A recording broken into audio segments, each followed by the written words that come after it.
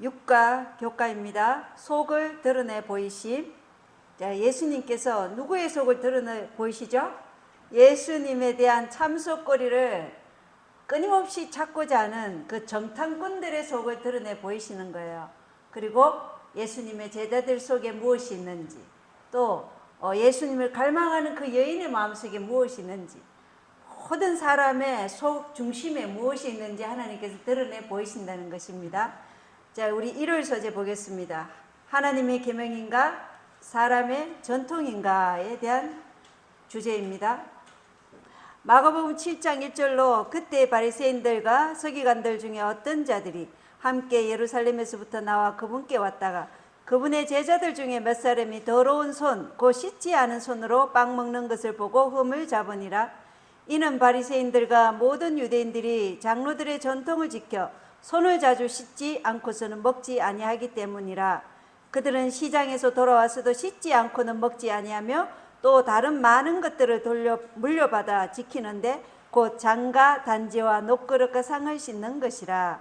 이에 바리새인들과 서기관들이 그분께 묻되 당신들의 제자들은 어찌하여 장로들의 전통대로 걷지 아니하고 씻지 않은 손으로 빵을 먹나이까? 이렇게 물었습니다. 장로들의 전통을 우리가 알아보면요, 사실은 레위기서에서 제사장들이 성소 뜰에서 성소 첫째 칸으로 들어갈 때 항상 뭘 했어요? 물두멍에서 손을 씻었죠. 이게 레위기서에서 제사장들에게 요구되었던 것들을 지금 누구에게 요구하는 거예요? 평범한 백성들에게 지금 요구하고 있다는 것입니다. 자, 여기 장로들의 전통, 유전적인 교훈을 어떤 것을 어겼는지 한번 이 시대의 소망을 통해서 한번 보겠습니다. 첫 번째, 그들은 먹기 전에 지켜야 할 의식을 무시하며 가증한 죄로 간주되어 이 세상과 다음 세상에서 형벌을 받게 된다는 것이 그들의 전통이었어요. 뭐라고요? 먹기 전에 지켜야 할 의식을 무시하면 가증한 죄가 되어서 이 세상이나 다음 세상에서도 형벌을 받게 된다. 두 번째, 그들의 장로들의 전통은 그리하여 이 전통을 어긴 그 범죄자를 죽이는 것이 하나의 미덕처럼 인정되었다. 어마어마한 무서운 전통이죠. 세 번째, 사람들은 하나님께서 요구하지도 않으신 쓸데없는 구별과 규칙에 정신을 빼앗기는 반면에 그들의 관심은 그분의 율법에 대해 원칙에서 떠나가 버렸다. 이 장로들의 원칙 때문에 정말 지켜야 할 하나님의 율법에서는 떠나가 버렸다는 겁니다. 네 번째, 장로들의 전통은 외향적으로는 율법의 준수를 보호하도록 계획된 것이었으나 사실은 율법 그 자체보다 더 신성시 되었다는 것입니다.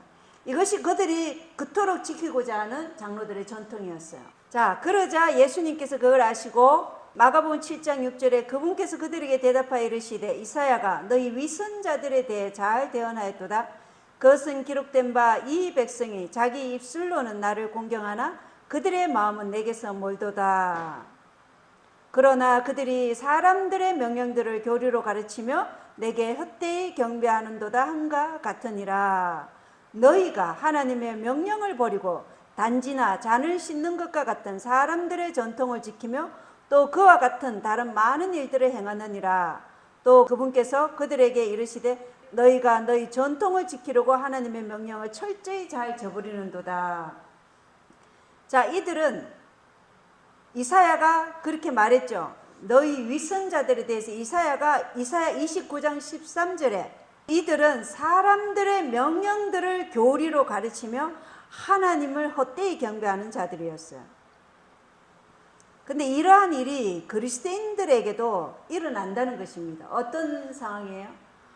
어떤 하나님의 율법, 복음의 빛을 받았는데 어떤 것이 그 사람이 기준을 세워가지고 만약에 건강 기별을 받았는데 너무 극단으로 가면 자기의 기준이 마치 우상이 되어버리는 거예요.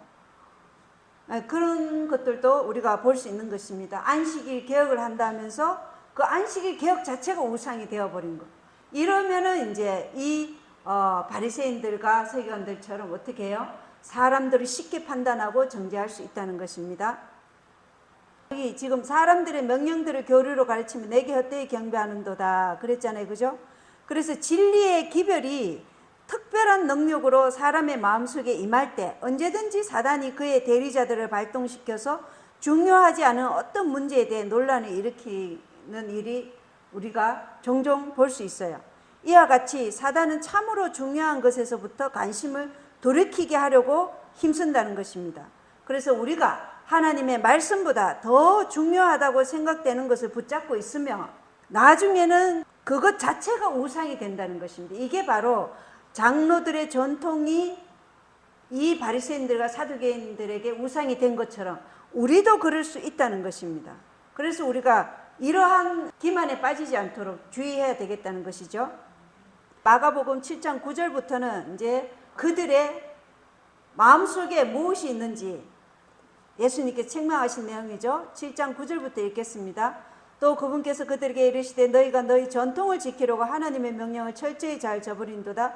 모세는 이르되 내 아버지와 어머니를 공경하라 하였고 또 누구든지 아버지나 어머니를 저주하는 자는 죽을지니라 하였거늘 너희는 이르되 사람이 자기 아버지나 어머니에게 말하기를 무엇이든 내가 드려 부모님을 유익하게 할 것이 고르반 곧 예물이 되었나이다 하기만 하면 그는 의무를 면제받으리라 함으로써 그가 자기 아버지나 어머니를 위해 더 이상 아무것도 하지 않게 하여 너희의 전통 곧 너희가 전해준 전통으로 하나님의 말씀을 무효가 되게 하며 또 그 같은 일들을 많이 행하느니라. 자, 이들의 믿음의 기초가 뭐예요? 의식이냐 실체냐 그거죠. 이들의 전통은 어떤 것을 얘기하냐면 고르반에 대해서 우리가 알아야 되겠죠. 고르반에 대한 의미가 무엇이냐면 다섯째 계명은 내 부모를 공경하라 그리하면 주 내 하나님이 내게 주신 그 땅에서 내게 주는 땅에서 내 날들이 길리라. 이게 다섯째 계명인데 이걸 전혀 중요치 않은 것으로 제쳐놓았어요. 이 고르반에 대한 이 전통이. 왜냐하면 장로들의 유전을 준수하는데 엄격해서요. 어떤 유전이냐. 그들은 사람들에게 성전을 위해서 제사를 바치는 것은 부모를 부양하는 것보다 더욱 신성한 의무이므로 아무리 궁핍할지라도 이렇게 성별한 것 중에 어떤 부분이라도 부모에게 드리는 것은 신성을 모독하는 것이라고 하였어요. 어떤 의미냐면 내가 내 재산이 있어요. 근데 그것을 내가 고르반 이렇게 얘기하잖아요. 그러면 부모를 더 이상 봉양할 의미에서 내가 제외되는 거예요. 그러면 그 재산은 어떻게 되냐면은 그 불효한 자는 하나님께 바친다고 말해놓고는 자기의 재산에 고르반이라는 말을 선언만 하면 평생 자신이 사용하기 위하여 그 재산을 보유할 수 있었어요. 그리고 그가 죽은 후에는 성전 봉사를 위해 충당하게 되었어요. 자기 그 사람의 재물이. 이와 같이 자녀는 살아있을 때나 죽을 때나 하나님께 대한 가식적인 봉사를 구실로 가식적인 하나님께 바친다는 그 봉헌을 구실로 부모를 마음대로 불공하고 속였다는 것이에요. 이게 고르반의 전통이라는 거예요. 이러한 것들을 제사장들이 백성들에게 얘기한 거예요. 재물을 고르반하면 더 이상 그 재물을 부모를 위해서 쓸 수 없게끔 한 거예요. 그리고 그 사람이 죽으면 그 재물은 다 어디에 바친다고요? 성전에 바치는 거예요. 그런데 실상은 이게 제사장과 랍비들이 외관상으로는 하나님께 열성을 보인 이 고르반 이 제도는 사실은 그 제사장과 랍비들이 자기 재산의 확대를 위한 저희의 욕망을 은폐하려는 가면이었다. 이렇게 시대의 소망은 나와요. 근데 그 가면에 누가 속은 거예요? 백성이 속은 거예요. 그리고는 하나님께 드리겠다는 그 봉헌으로 인해서 부모를 공경해야 하는, 부양해야 하는 그 신성한 의무를 저버리게 한 거예요. 그러니까 어떻게 해요? 사람들의 전통을 교리로 가르치고 하나님을 헛되이 경배하는 거가 된 거죠. 참 제자들까지도 이러한 인습적인 편견과 랍비의 권위에 의해 그 멍에를 완전히 벗어버리지 못한 상태였어요. 이 시대의 유대인들에게 이 장로들의 전통이 얼마나 크게 영향을 미치는지 아시겠죠? 그 정도로 영향을 크게 미쳤어요.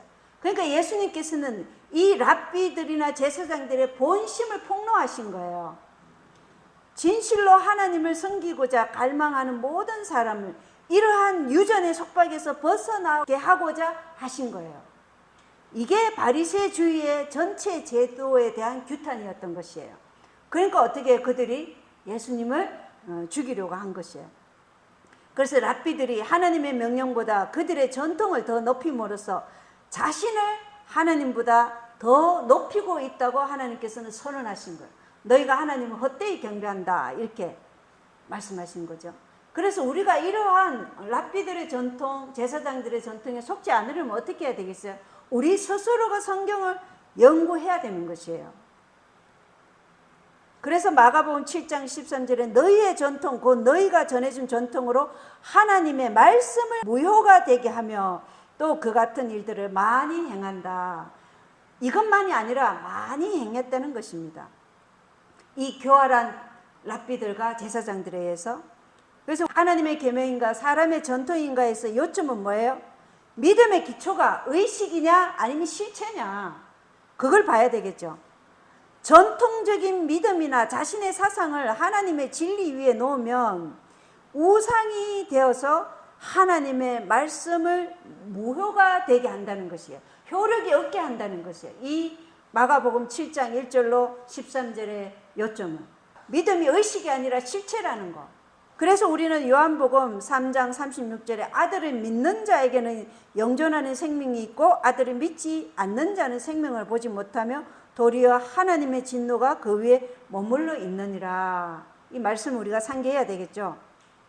그래서 우리가 가장 염려할 문제는 내가 지금 구원하는 믿음을 가지고 하나님의 아들을 믿느냐, 나의 생애는 하나님의 율법과 일치하는 것이냐, 이게 우리가 항상 염두에 둬야 할 문제지, 의식적인 그러한 전통이 우리가 항상 염두에 둘 것이 아니라는 거예요. 그것은 제사장들과 랍비들이 그들의 욕망을 은폐하려는 기만적인 교훈의 가르침이라는 거예요. 이걸 우리가 깨뜨려 볼 수 있어야 된다는 것이죠. 자, 월요일에는 깨끗한 손인가 깨끗한 마음인가 이렇게 되어 있어요. 예루살렘에서 온 대표자들은 예수님이 자신들의 기만적인 그 본심을 폭로하심으로 아주 분노한 상태예요. 그러나 그리스도를 신의 산에서 주신 율법을 범하는 자라고 비난할 수 없었어요. 왜냐하면 예수님께서는 저들의 유전에 반대하며 율법의 옹호자로서 말씀하셨기 때문이에요. 그래서 예수께서는 먼저 군중에게 뭐라고 얘기하시냐면 마가복음 7장 14절부터 말씀하십니다. 또 그분께서 모든 사람을 불러 그들에게 이르시되 너희는 다 내 말을 듣고 깨달으라. 사람 밖에서 사람 속으로 들어가는 것은 어떤 것도 능히 사람을 더럽게 하지 못하되 사람 속에서 나오는 것들 곧 그것들이 사람을 더럽게 하느니라. 누구든지 들을 귀가 있거든 들을지어다 하시니라. 17절에 그분께서 사람들을 떠나 집으로 들어가시니 그분의 제자들이 그 비유에 관해 그분께 여쭈매 그분께서 그들에게 이르시되 너희도 그렇게 깨닫지 못하느냐. 무엇이든지 밖에서 사람 속으로 들어가는 것이 능히 사람을 더럽게 하지 못하는 줄을 너희가 알지 못하느냐. 그것은 그의 마음속이 아니라 뱃속으로 들어가 모든 음식을 깨끗하게 하고 뒤로 나가느니라 하시니라. 그래서 예수님께서는 부정케 하는 것은 밖에서 들어오는 것이 아니고 안에서 나오는 것이라고 지금 설명하고 있죠. 그런데 그들은 뭐예요? 밖에서 안으로 들어가는 것이 중요하다고 생각하는 거예요. 그들은. 그러나 사실 밖에서 안으로 들어오는 것보다 안에서 나오는 것이 더 중요하다. 마가복음 7장 7절에 사람의 교리로 가르치면 내게 헛되이 경배하는 데다 말씀하셨잖아요. 그러니까 이 마찰의 근본적인 문제가 무엇이라는 것을 여기에서 드러내냐면 위선이라는 것을 드러내시는 거예요. 깨끗한 손인가 깨끗한 마음인가에 이 근본적인 문제가 그들의 위선에서 이 모든 것이 출발했다. 이것을 지금 보여주는 것입니다. 하나님의 계명을 사람의 교훈으로 대체하는 일은 이 장로들은 그치지 않았어요. 그리스도인들 가운데서도 조상의 유전에 기초를 둔 것이나 다름없는 제도와 간섭을 찾아볼 수 있다. 사람들은 그들의 유전에 집착하고 간섭을 존중하며 그들의 오류를 보여주려고 하는 자들을 정오한다.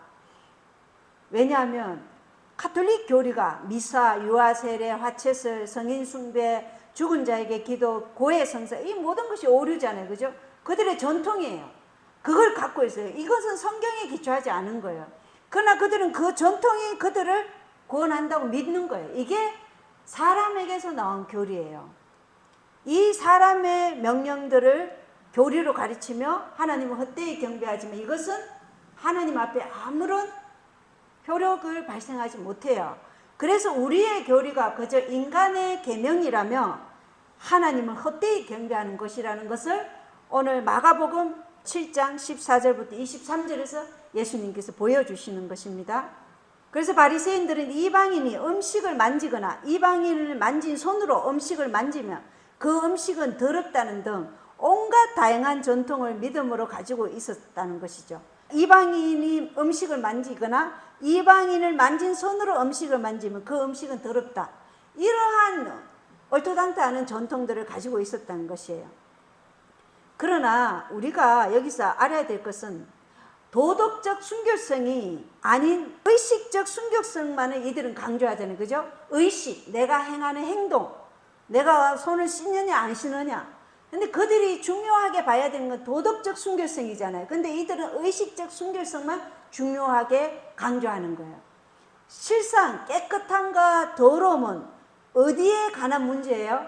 마음에 관한 문제라는 거예요. 마음에. 그래서 마음에서부터 뭐가 나온다고요? 더러운 것이 나온다. 죄가 나온다. 이것을 보여주는 게 마가복음 7장 20절부터 말씀하신 거예요. 20절부터 읽겠습니다. 자, 마가복음 7장 20절 또 그분께서 이르시되 사람에게서 나오는 것 그것이 사람을 더럽게 하느니라. 속에서 곧 사람들의 마음에서 악한 생각, 간음, 음행, 살인, 도둑질, 탐욕, 사악함, 속임, 세교, 악한 눈, 신성, 모독, 교만, 어리석음이 나오는데 이 모든 악한 것이 속에서 나와 사람을 더럽게 하느니라 하시니라. 이렇게 말씀하죠. 그래서 깨끗함과 더러움은 마음에 관한 문제이지 의식적인 것이 아니라는 것이에요. 자, 욕심이 속에서 잉태하면 뭐가 나와요? 죄가 밖으로 나오죠. 우리가 야고보서의 1장 15절에 나오잖아요. 그래서 변화되지 않고 성화되지 않은 악하고 반역적인 타락한 본성에서 뭐가 나와요? 악이 나오는 거죠. 타락한 본성에서 악이 나와요. 그러나 예수님은 우리 안에서 역사하고 성령께서 우리 안에서 역사하실 때 뭐가 나와요? 그분이 우리 마음 가운데 사실 때 우리 안에 선한 것이 나온다는 것입니다. 그럴 때 우리 마음에는 생명수가 흘러서 다른 사람에게도 그 생명수가 전해지는 것이죠. 이게 마음의 문제라는 거예요. 요점은. 자, 그래서 순결은 하나님과 밀접한 관계를 가질 때 우리 안에서 바깥으로 나오는 것이죠. 그래서 하나님과 언약 관계에 들어갈 때 우리는 성령으로 인도함 받고 성령이 안에서부터 우리를 정결케 해주심으로써 우리가 변화되기 시작한다는 것입니다. 이것을 바리새인들과 사두개인들, 율법사들이 간과한 거죠. 도덕적 순결성보다 의식적 순결성을 더 중요하게 생각했기 때문에 그래요. 자, 여기 랍비들과 서기관들, 바리새인들의 위선에 대해서 성경은 뭐라고 얘기하는지 한번 보겠습니다. 오렐 소재 깨끗한 손인가 깨끗한 마음인가에서 예수님께서 그들의 위선을 드러내셨잖아요. 그죠? 그들의 위선은 마음을 보지 않고 의식을 본 거. 그리고 마태복음 23장 5절에 예수님께서 그들의 위선을 보여주신데 뭐라고 하시냐면 너희는 사람들에게 보이기 위해 성구함의 폭을 넓게 하며 자기들의 옷단을 큼직하게 하고 이렇게 얘기했어요. 자, 성구함의 폭을 넓게 한다. 이 성구함이 뭐예요? 그들에게는 뭐가 있어요? 이마에, 손목에 이 테필린이라는 율법을 기록한 그것을 가지고 다녔어요. 근데 그것을 폭을 넓게 해서 자기 경건을 가시할 목적으로 또 이것을 몸에 지니면 테필린이 자기를 보호해주는 마치 이교들이 가지고 있는 부적 있죠. 그런 부적같이 여겼다는 거예요. 그리고 옷단을 이렇게 넓게 해서 그 옷단 안에 뭘 집어넣고 다녔어요? 두루마기 율법책을 집어넣고 다녀서 그 옷단을 큼직하게 했는 게 그들의 위선이었다. 그리고 마태복음 23장 23절에 너희가 박하와 해안과 근처의 11조는 바치되 율법에 더 중대한 문제인 공의와 긍휼과 믿음 그리고 누가복음 11장 42절에 사랑은 넘어간다. 그러니까 그들은 철저하게 채소의 11조 이런 거 다 봐요. 그러니까 보이는 거, 눈에 보이는 물질적인 11조는 바쳤어요. 물론 우리가 11조도 바쳐야 되죠. 그러나 하나님이 진정 우리의 예배에 나올 때 그분께서 바라시는 것은 뭐예요? 공의와 사랑, 믿음, 긍휼. 하나님은 그것도 하고 이것도 하라 이렇게 말씀하신 거죠. 자, 그리고 마태복음 23장 25절을 보면 너희가 장과 대접의 겉은 깨끗이 하되 그 속은 강탈과 과도함으로 가득하게 하는도다. 장과 대접의 겉은 깨끗한데 그 안은 시커멓다는 거예요. 뭐가 많다고요? 강탈, 과도함, 탐욕이 가득하다는 겁니다. 그리고 마태복음 23장 27절에 겉으로는 아름답게 보이나 속에는 죽은 사람의 뼈와 모든 부정한 것으로 가득하고 겉으로는 사람들에게 의롭게 보이나 속에는 위선과 불법으로 가득하다는 것입니다. 겉으로는 굉장히 의롭게 보인 척해요. 그러나 그 속에는 위선과 불법으로 가득한 게 바로 이 바리새인들과 랍비들과 서기관들의 위선을 예수님께서 지적하신 것입니다. 그래서 우리 안에도 이런 게 있죠. 우리는 없나요? 우리도 있어요. 겉으로는 아름다운 척, 겉으로는 의로운 척, 겉으로는 우리가 아주 예수님의 말씀에 신실히 따르는 척하면서 속에는 해칠한 무덤을 가지고 있을 수 있어요. 그러나 하나님께서는 그 더러운 마음을 누구에게 달라는 거예요? 나에게 다오. 그럼 내가 네 마음을 정결하게 해주겠다는 하나님의 약속이죠. 그래서 그 해칠한 무덤이 있는 그 마음을 내게 주면 내가 깨끗하게 해줄 테니까 내 앞에서 뭘 행하지 말라? 위선을 행하지 말라는 것이에요. 그래서 이 월요 소재의 요점은 깨끗함과 더러움은 우리의 신념과 관계가 있는 것이다. 의식적 순결이 아니라 도덕적 순결성에 관련이 있다. 그래서 우리가 욕심이 잉태하면 죄가 밖으로 나오니까 너희 마음을 어떻게 하라? 생명의 근원인 그 마음을 지키라. 이 말씀이 잠언 4장 23절에 있죠. 그래서 열심을 다하여 네 마음을 지키라. 생명의 근원이 거기서 나온다. 이렇게 말씀하시는 것입니다. 자, 우리 화요일 소재 보겠습니다. 개를 위한 부스러기입니다. 자, 예수님이 바리새인들과의 충돌 후에 이제 이 가버나움에서 떠나서, 가버나움이 어디 있어요? 갈릴리 호수의 서쪽이었죠. 이곳을 떠나서 두로와 시돈에 있는 지중해 쪽 있죠. 지중해 쪽 그 베니게를 간 거예요. 여기는 많은 이방인들이 살고 있어요. 두로와 시돈 쪽, 지중해 쪽은. 이곳에서 한 여인을 만나게 돼요. 근데 이 여행은 예수님이 제자들을 선교 사업을 위해 준비시키기 위함이기도 하고 또 다른 이유가 있었어요. 이 가나안 여인을 만나서 그 딸을 치유해 주기 위한 이적을 위해서 예수님께서 이 베니게로 가신 거예요. 수로보니게 또는 베니게라고 하죠. 마가복음 7장 24절로 26절이 여기에 대한 내용입니다. 자, 25절 읽겠습니다. 부정한 영이 들린 어린 딸을 둔 어떤 여자가 그분의 소문을 듣고 와서 그분의 발 앞에 엎드렸는데 그 여자는 그리스 사람이요 민족으로는 수로보니게 사람이더라. 그녀가 그분께 간청하여 그분께서 자기 딸에게서 마귀를 쫓아내 주실 것을 구하거늘. 이 여인이 완전한 이방인이에요. 이 여인은 이방 신들에게 도움을 구하였으나 아이가 아무런 차도도 없었어요. 그러던 차에 이 여인이 온갖 질병을 고친다는 예수님의 능력에 대한 소문을 듣고 희망을 품고 예수님께 어려운 사정을 구할 것을 단단히 마음먹고 예수님에게 나온 거예요. 그래서 예수님께서 이 여인을 통해서 가르치고자 하신 교훈이 있어요. 첫 번째가 뭐냐? 제자들이 이스라엘 땅과 인접한 동네와 마을에 존재하는 무지를 보기 원하셨다. 이렇게 시대서망은 나와 있어요. 이스라엘을 선택한 목적이 뭐였어요? 너희는 이 세상의 빛이 되라는 것이죠. 그래서 그들에게 준 이 하나님의 빛을 어디에 전해야 되는 거예요? 이방에 전하라는 그 사명을 주셨어요. 그죠? 그런데 이 가나안 여인에게는 이스라엘에게서 아무런 뭘 받지 못했어요? 빛을 받지 못했다는 것을 그걸 보게 해 주시기 위해서 예수님께서 이곳으로 가셨다는 것입니다.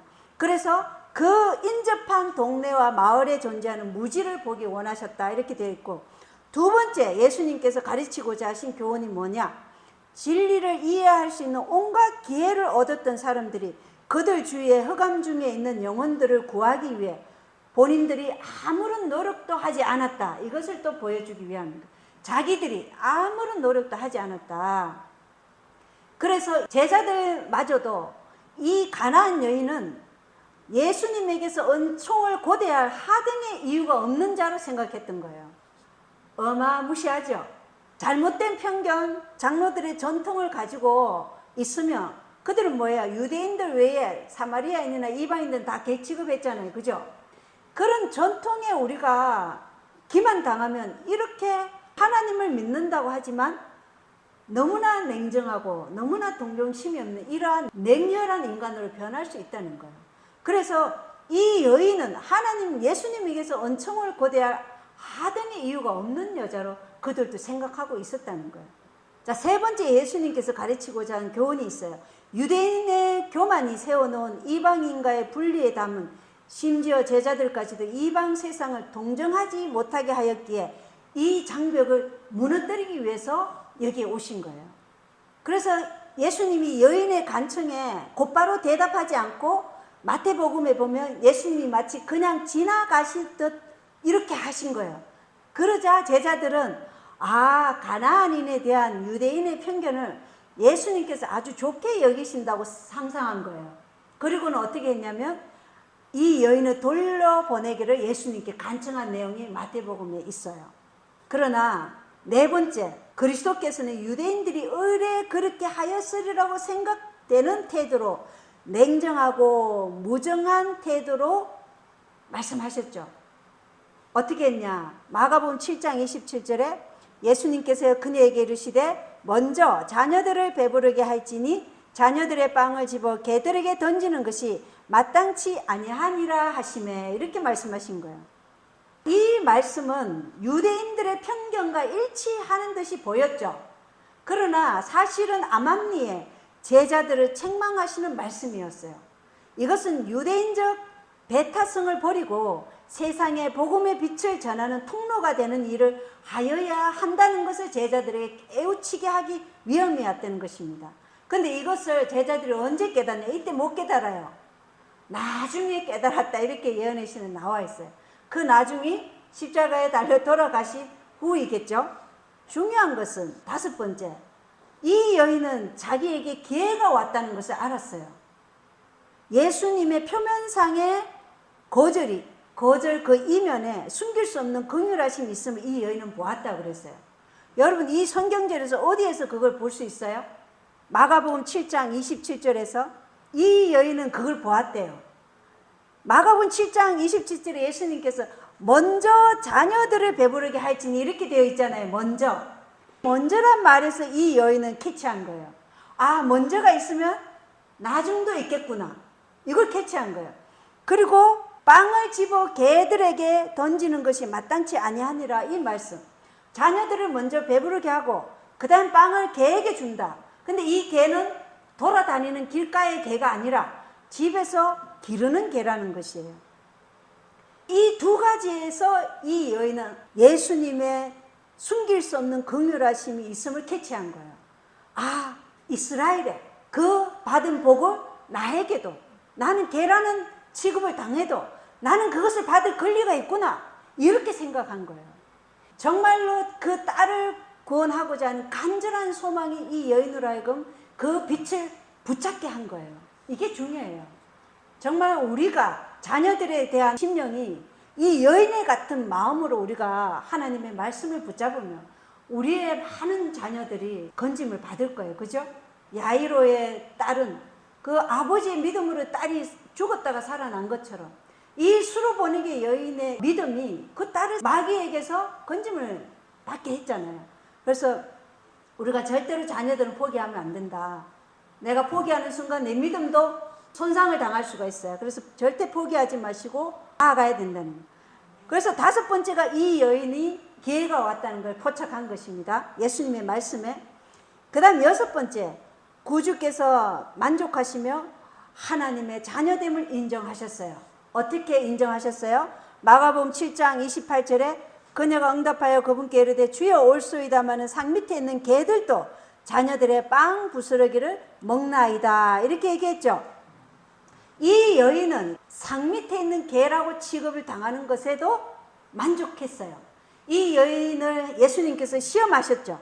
믿음을 시험하셨는데 이 여인이 시대의 소망 401쪽에 보면 그 여자는 더 이상 외인이 아니요 하나님의 자녀가 됨을 보이셨다. 자녀로서 아버지의 선물을 받는 것은 그 여인의 특권이었다 이렇게 얘기하고 있는 거예요. 그래서 이 여인의 믿음이 예수님께서 자녀됨을 인정하신 거예요. 그리고 예수님은 사랑과 긍휼의 표정으로 마가복음 7장 29절에 그분께서 그녀에게 이르시되 이 말을 하였은즉 내 길로 가라 마귀가 내 딸에게서 나갔느니라 하시니라 이렇게 말씀하셨어요. 그래서 여섯 번째는 구주께서 그 여인을 만족히 여기면서 자녀로 인정하셨고, 일곱 번째는 마태복음 15장 28절에 보면 오 여자여 내 믿음이 크도다 이렇게 표현이 되어 있어요. 그러니까 마가복음에는 표현이 되어 있지 않지만 마태복음 15장 28절은 여자여 내 믿음이 크도다. 그래서 그 여인의 믿음이 어떻게 했어요? 그 딸을 구원했다는 것을 알 수 있어요. 그래서 일곱 번째 예수님이 가르치고자 한 교훈은 이 여인은 예수님이 말씀하신 것을 이루어졌다는 것을 믿고 집으로 돌아가야 했죠. 아, 예수님의 말씀이 이루어졌다. 그러니까 내 딸이 뭐예요? 마귀에게서 노임을 받았다. 이 믿음을 가지고 간 거예요. 이게 믿음이에요. 보이지 않는 것을 하나님의 약속의 말씀만을 붙잡고 믿는 것. 이러한 자를 하나님께서는 믿음으로 말미암아 의롭게 된 자라고 의롭다고 여겨주시는 것이죠. 그리고 그녀가 집에 갔을 때 딸이 낳았다는 것을 볼 수 있었죠. 그녀의 믿음을 확인할 수 있었다는 것입니다. 이러한 믿음 우리 소유해야 되지 않겠습니까? 그죠? 그래서 요점은 무엇인가? 교만과 편견이 서로 다른 계층의 사람들 사이에 강력한 분리의 벽을 구축해 놓았지만 이 교만과 편견이 만드는 이 분리의 벽을 뚫고 들어갈 수 없는 장벽은 하나도 없다는 것이에요. 이 뚫고 들어갈 수 있는 장벽이 뭐였다는 거예요? 여인의 믿음이었어요. 그 딸을 귀신에게서부터 나오게 하고자 하는 그 여인의 믿음이 이 분리의 장벽을 뚫고 나아가서 그 딸이 치유함 받게 했다는 것입니다. 그래서 우리도 타교파라든가 또 이교도들이라든가 가톨릭 신자들을 이러한 모든 사람들에 대해서 이런 잘못된 편견을 가지고 있으면 안 되겠죠. 우리는 예수 안에서 다 하나고 똑같은 예수 그리스도의 형제로서 우리가 서로를 대해야 된다. 그래서 하나님은 사람을 높고 낮음, 이러한 계급제도 이런 것을 굉장히 미워하시고 또 무시하신다. 이렇게 시대의 소망은 나와 있습니다. 그래서 우리의 마음이 어떠해야 하는지 보았죠. 그죠? 그리고 이 여인에게서 우리가 봐야 할 것은 이 여인은 민족적, 신앙적 편견이나 교만이 전혀 없었어요. 그게 없었기 때문에 어떻게 했어요? 예수님을 즉시 구주로 받아들이면서 자아를 굴복할 수 있었던 거예요. 그렇게 함으로써 자기가 구하는 그 은총을 받을 수 있는 믿음을 소유하게 된 거죠. 즉시라는 거 참 중요한 것 같아요. 하나님의 말씀을 우리가 받았을 때 즉시 자아 굴복하는 거. 그랬을 때 믿음이 바로 은총으로 나타난다는 거. 굉장히 중요하죠. 이 이방 여인의 믿음은 놀라운 믿음이었어요.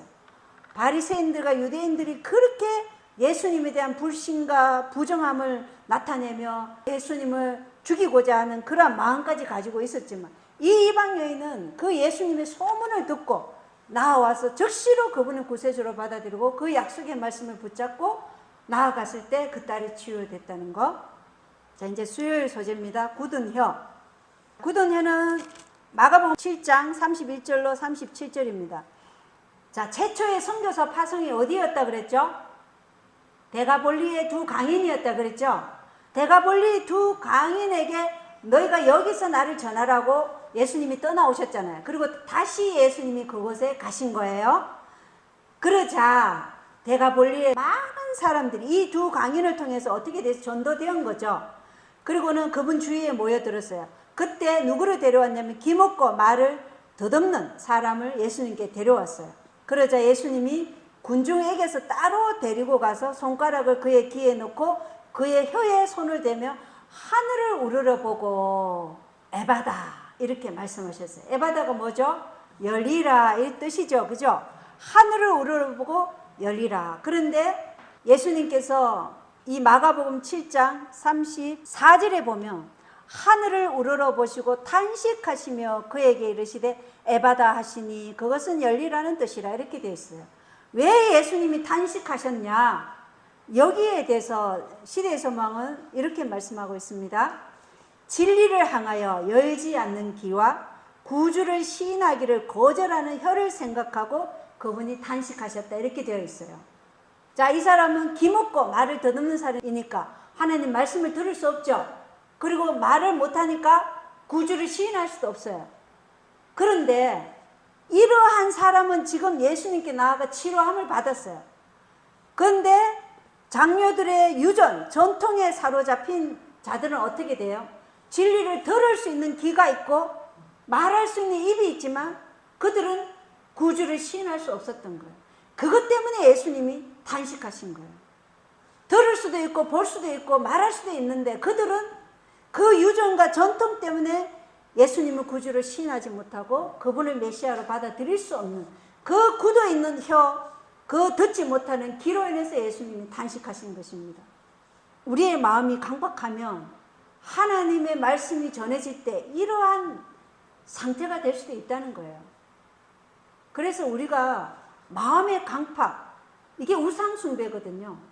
자기가 가지고 있는 그 기준, 자기가 뭔가 붙잡고 있는 이거, 복음 외에, 하나님 외에 붙잡고 있는 이것을 너무 이렇게 오래 붙잡고 있다 보면 이게 마치 우상이 되는 거예요. 그런 경우를 참 우리 주변에서 신앙하신 분들 속에서 좀 보잖아요. 그죠? 그렇게 되면 우리도 이렇게 예수님이 탄식하시는 자처럼 되는 거예요.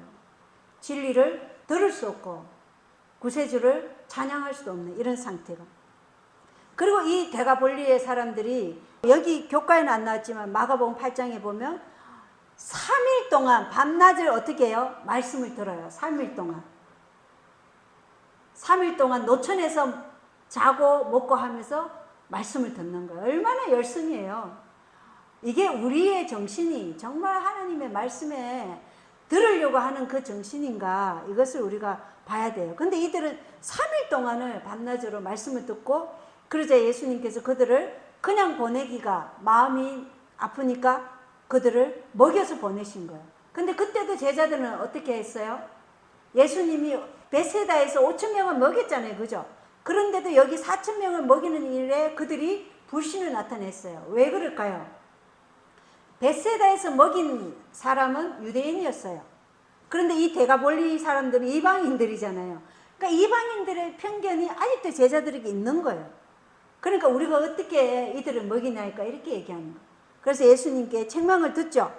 그리고 예수님께서는 그들을 먹이시고 그들은 기쁘고 감사한 마음으로 돌아가게 하신 거예요. 우리가 재림교회인 이꼬르 남은 자손이라는 이 덩식이 성립할 것이라고 생각하는 거, 이것도 기만이죠. 나는 재림교인이니까 나는 남은 자손이야. 그리고 나는 구원 받을 수 있어. 이렇게 생각하는 것도 잘못된 기만이라는 것이에요. 그래서 굳은 해에서 요점은 우리가 이러한 잘못된 유대인적 편견을 가지고 있으면 우리도 진리를 향해서 열지 않는 귀와 구주를 시인하기를 거절하는 혀를 갖고 있다는 것입니다. 그래서 우리는 우리 자신을 매일 성찰하면서 예수님께서 하늘을 우러러 기도하신 것처럼 날마다 진리의 열린 귀와 우리 구주의 은혜를 찬양하면서 우리가 정인의 삶을 살 때 우리가 이 유대인적 편견에 사로잡혀 있는 이들과 같지 않게 예수님 안에서 온전히 어떻게 해요? 기쁨을 누리며 살아갈 수 있다는 것을 수요일 소재에서 우리가 알 수 있는 것이죠. 자, 우리 목요일 소재 보겠습니다. 목요일 소재는 나쁜 떡을 주의하라 이렇게 되어 있습니다. 자, 예수님께서는 수로보니게 여인의 확신 있는 신앙으로 이제 힘을 얻었어요. 너무 기쁘죠? 왜냐하면 이 바리새인들은 서기관들은 그분을 어쨌든 꼬투리 잡으려고 정탐꾼 역할을 하지만 이 수로보니게 여인의 확신 있는 신앙으로 예수님이 힘을 받아요. 그리고 이 데가볼리 이방 사람들이 그분을 기쁘게 영접하고 그분의 말씀의 길을 열고 있다는 것이, 거기에서 예수님이 아주 기뻐하시면서 어디로 오셨냐면 갈릴리 땅 달마누다 지방에 들어가셨어요. 그때 가장 경멸적인 유대인 불신자들을 만납니다. 가장 경멸적인 유대인 불신자들. 그들이 누구냐? 바리새인의 대표자들 중에는 제사장의 한 집단이요 회의론자이며, 이 회의론자는 진리의 절대성을 인정하지 않고 인간의 상대성을 옹호하는 자들을 회의론자라 그래요. 제사장의 한 집단의 해로운 자이며 나라에서 귀족 계급인 부하고 오만한 사두개인들이 파견한 대표자들이 거기 있었던 거예요. 이들이 뭐예요? 가장 경멸적인 유대인 불신자들을 만났다, 이렇게 시대의 소망은 말하고 있어요. 이 두 파는 서로 앙숙이었어요. 사두개인들은 저희의 지위와 권위를 유지하기 위해서 로마의 지배 세력에 호의를 사려고 항상 아첨하는 세력이었어요. 반면에 바리새인들은 로마 사람들에 대한 민중의 정오를 조장하면서 정복자의 멍에를 벗어버릴 수 있는 때를 엿보고 있었던 사람들이 바리새인들이었어요. 완전히 다르죠. 사두개인들은 로마 세력이 아첨하는 세력이었고, 이 바리새인들은 이 로마 사람들의 민중에 대한 정오심을 조장하여서 언제 이 정복자의 멍에를 벗어버릴까, 이걸 호시탐탐 노리는 사람들이었어요. 완전히 다르었어요. 그러나 바리새인과 사두개인은 이제 그리스도께 대항하기 위하여 연합했어요. 유유상종이 바로 이러한 것이에요. 악이 있는 곳은 어느 곳이든지 선을 멸하기 위하여 악과 악이 동명하는 것이라는 것입니다. 참 중요하죠. 마지막 때도 마찬가지죠. 그죠? 하나님의 백성을 공격하기 위해서 모든 악이 연합하는 종교 통합 운동이 지금 일어나고 있잖아요. 그죠? 그래서 이제 바리새인들과 사두개인들은 그리스도께 나와서 하늘로 온 표적을 요구했어요. 그들이 요구한 표적이 무엇인지 시대의 소망에는 여호수아 시대에 이스라엘이 벳호론에서 가나안 족속과 싸우려고 나갔을 때 여호수아가 뭐라고 했어요? 여호수아 10장 12절에 보면 해야 너는 기브온 위에 멈춰 서라, 달아 너도 아얄론 골짜기에서 그리할지어다, 이렇게 얘기했단 말이에요. 근데 이와 같은 표적을 요구한 것이에요. 그러나 이 유대인들에게는 이러한 단순한 외적인 증거는 아무 유익이 될 수 없었어요. 그들이 표적을 요구한 것은 그 표적을 보고 믿으려고 한 것이에요? 절대 아니에요. 표적을 보고 믿으려고 한 것이 아니라 예수님에게서 어쨌든 꼬투리를 잡아서 그분을 어쨌든 주님에 내몰려고 하는 그 표적을 보여달라는 것이었지 진심으로 믿으려고 하는 것이 아니었다는 것입니다. 그래서 유대인들에게 필요한 것은 이러한 단순한 외적인 증거가 아니었어요. 그들에게 필요한 것은 지적 계몽이 아니라 영적 혁신이 필요했던 거예요. 영적 혁신. 그 심령을 깨뜨려 보시는 그 예수님 앞에 자신을 굴복하는 그 영적 혁신이 그들에게 필요했던 것이에요. 그래서 마태복음 16장 3절에 예수님께서 뭐라고 말씀하시냐면 또 아침에는 하늘이 붉고 흐리니 오늘은 날씨가 구절이라 하는도다. 오 너희 위선자들아, 너희가 능히 하늘의 모습은 분별하거니와 시대의 표적들은 분별하지 못하느냐, 이렇게 말씀하셨어요. 시대의 표적들은 분별하지 못하는 거예요. 자, 예수님이 보여주신 표적을 한번 보겠습니다. 예수님이 보여준 표적이 뭐예요? 예수님이 구약에서 그 예언되었던 초림하실 그 메시아라는 표적을 예수님이 보여주신 것이죠. 그게 시대 소망에 다 나오는데 첫 번째는 뭐냐? 그들에게 죄를 자각하게 하는 성령의 능력으로 하신 그리스도 자신의 말씀이 하나님께서 그들의 구원을 위하여 주셨던 표적이었다. 예수님이 하신 그 말씀 자체가 하나님께서 그들의 구원을 위하여 주셨던 표적이었다, 이렇게 말씀하셨어요. 두 번째는 그리스도의 사명을 보정하기 위하여 하늘에서 온 직접적인 표적도 주어졌다. 하늘에서 온 직접적인 표적이 뭐였어요? 목자들이 들었잖아요, 천사에게. 예. 그 다음에 누가 왔어요? 이방 나라에서 동방 박사들이 왔잖아요. 그리고 예수님 침례 받을 때 어떤 일이 일어났어요? 이는 내 사랑하는 아들이라는 하늘의 음성이 들렸잖아요. 이러한 표적들이 다 보여졌어요. 이것들이 다 예수님이 바로 그 초림할 메시아라는 증거였다는 것입니다. 세 번째, 예수님께서 보여주신 표적이 뭐냐면 가장 큰 이적은 그분의 생애가 하나님의 품성을 드러내므로 예수님이 하나님에게 오셨다는 증거였다는 것입니다. 그분의 생애가. 자, 네 번째 예수님의 표적은 그리스도께서 행하신 모든 이적이 예수님의 신생에 대한 표적이었다는 것이에요. 자, 이적 보셨죠? 죽은 자를 살리고 굳은 혀가 풀어지고 미친 강인이 온화해지고 이러한 표적이 다 예수님의 신성에 대한 표적이었다. 그 다음에 다섯 번째, 그리스도의 전도가 그 세대에게 한 표적이었다는 것입니다. 그리스도께서 하신 그 전도. 마가복음 8장 12절에 그분께서 자신의 영으로 깊이 탄식하시며 이르시되 어찌하여 이 세대가 표적을 구하는가. 진실로 내가 너희에게 이르노니 이 세대에게는 아무 표적도 주지 아니하리라 하시고 이렇게 말씀하셨어요. 마태복음에는 요나가 밤낮 사흘을 고래 뱃속에 있었던 것처럼 그리스도께서도 3일을 땅속에 있을 것이, 이게 또 표적이라고 그랬어요. 근데 니느웨 백성들은 누구의 전도로 하나님의 말씀을 받아들였어요? 요나의 전도로 하나님 말씀을 받아들였어요. 그런데 지금 요나보다 더 크신 이가 누구에게 얘기하고 있는 거예요? 그들에게 얘기하고 있는데도 그들이 이 표적을 알 수가 없었던 거예요. 예수님은 요나보다 더 크신 분이잖아요. 하나님 자신이 이 땅에 오셔서 그들에게 내가 초림할 메시아라고, 그분의 생애, 그분의 행하신 모든 이적, 하늘에서 들렸던 그 모든 증거들, 그리고 그분이 말씀하신 그 말씀이 다 표적이었는데 그들은 그것을 몰라봤다는 것입니다. 그 다음에 6번째가, 참 이거는 중요해요.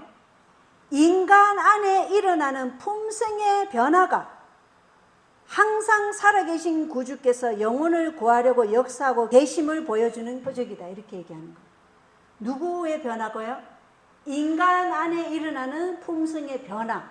이것은 누구에 의해서만 가능한 거예요? 예수님의 그 의, 그 말씀에 의해서만 가능한 거예요. 예수님의 공로를 잊지 않은 어느 누구도 인간의 마음 안에 품성의 변화가 일어날 수 없다는 것이, 이게 기적이었다는 것이에요. 6번째. 그 다음에 7번째, 그리스도 안에서의 우리의 은행일치의 생애가 예수께서 역사하시고 있다는 하나의 큰 이적이었다, 이렇게 얘기해요. 우리의 생애가, 은행일치하는 우리의 생애가 예수께서 우리 안에서 역사하고 계시다는 하나의 큰 이적이었다, 이렇게 말씀하고 있다는 것입니다. 그 다음에 8번째는 그분의 사명이 성경 말씀을 성취시키고 있었다는 표적이었다는 거예요. 그분의 사명이 지금 뭘 하고 있어요? 이사야 61장의 사명을 지금 하고 있잖아요. 그죠? 병든 자를 치유하고 감옥에 묶여있는 자를 풀어나게 하시잖아요. 죄의 올무에 사로잡힌 자를 놓이게 하시잖아요. 이것이 바로 그분이 초림할 메시아라는 것을 증거하는 표적이었다는 것입니다. 예수께서 탄식하시며, 뭘 탄식해요? 진리를 향해 열지 않는 귀와 구세주를 시인하기를 거절한 그 혀 때문에 예수님이 탄식하시며 이 터집지 않는 무리를 떠나서 제자들과 함께 배에 오르신 거예요. 참 슬프죠. 그래서 이 바리새인들의 이러한 외식에 대해서 우리가 알아야 될 것이 있어요. 이 외식은 이기주의에서 나왔어요. 그리고 자신을 영화롭게 하는 것이 그들의 생애의 목적이었다, 이렇게 시대의 소망은 나와요. 그들의 외식을 한번 보겠습니다. 첫 번째, 바리새인들의 외식은 성경의 말씀을 왜곡하고 악용하는 거예요. 우리가 배웠죠. 고르반 하면은 부모를 공경하는 것에서 완전히 제외시켜버리는 이러한 말씀을 왜곡하고 악용하는 것. 두 번째는 그리스도의 사명의 목적에 눈을 감게 한 것. 바로 이것이 바리새인들의 위선이었어요. 세 번째, 믿음과 불신 사이에서 흔들리게 하는 게 바리새인들의 위선 때문이었다는 것입니다. 네 번째, 그리스도 안에 숨겨진 지혜의 보화를 식별하지 못하게 하는 것이 바리새인들의 위선 때문이었다는 것이에요. 그 시대에. 다섯 번째, 누가 가장 큰지에 대한 분열을 일으킨 것도 바로 바리새인들의 위선의 가르침 때문에 그랬다는 것이에요. 여섯 번째, 예수님의 자아희생의 사명에 몰인정하게 대하는 것도 바로 바리새인들의 그 위선의 가르침 때문이었고, 일곱 번째, 구속의 오묘를 그토록 더디 이해하게 하는 것도 바로 이 바리새인들의 위선의 정신, 즉 자신을 영화롭게 하고자 하는 이 정신의 작용 때문에 그렇게 되었다. 시대의 소망은 그렇게 얘기하고 있어요. 그리고 여덟 번째는 제자들이 예수님을 위하여 모든 것을 버릴 것처럼 보였으나 마음속으로는 자신을 위하여 큰 것을 추구하기를 거치지 않았던 것도 바로 이 위선의 작용이었다. 그리고 아홉 번째, 하나님께서 지정하신 것보다도 쉬운 길을 가고자 하여 하늘의 교훈 대신 인간의 이론과 유전을 채택하도록 이끄는 것. 이 모든 것이 자기를 높이려는 자아에 대한 사랑. 이것이 바로 바리새인들의 위선이 작용한 것이었다는 것을 시대의 소망은 말하고 있어요. 그래서 우리가 이 나쁜 떡을 주의하라. 여기에 요점은 뭐예요? 바리새인들의 위선, 이기주의, 자기 사랑, 탐욕, 자기를 영화롭게 하는 이 모든 것을 주의하라는 것입니다. 이게 우리 안에는 없나요? 우리 안에도 있어요. 있는 것을 굴복하는 것이 뭐예요? 성령을 통해 순종하게 하는 것이죠. 우리 스스로 순종하는 것이 아니라 성령을 통해 순종하게 함으로 그것이 우리의 의가 아니고 그리스도께서 우리 안에서 역사하시는 그 의가 되는 거예요. 그죠? 그래서 우리는 한 영혼이 회개하고 하나님을 사랑하고 그분의 계명을 지키기를 배울 때마다 하나님께서는 에스겔 36장 26절에 또 내가 새 마음을 너희에게 주고 새 영을 너희 속에 두어 너희 살에서 돌 같은 마음을 제거하고 또 너희에게 살로 된 마음을 주리라는 하나님의 약속이 성취되는 것이에요. 그래서 우리는 항상 하나님의 말씀 앞에 진리의 길을 열고 입으로는 구주를 시인하면서 우리 자아를 굴복하는 이 정신, 이 정신으로 살 때 하나님께서 우리의 속을 드러내 보이실 때, 우리의 죄를 드러내 보이실 때 우리는 그 죄를 예수님께 드리는 것, 이게 헌신이죠. 죄를 드리는 것이 헌신이에요.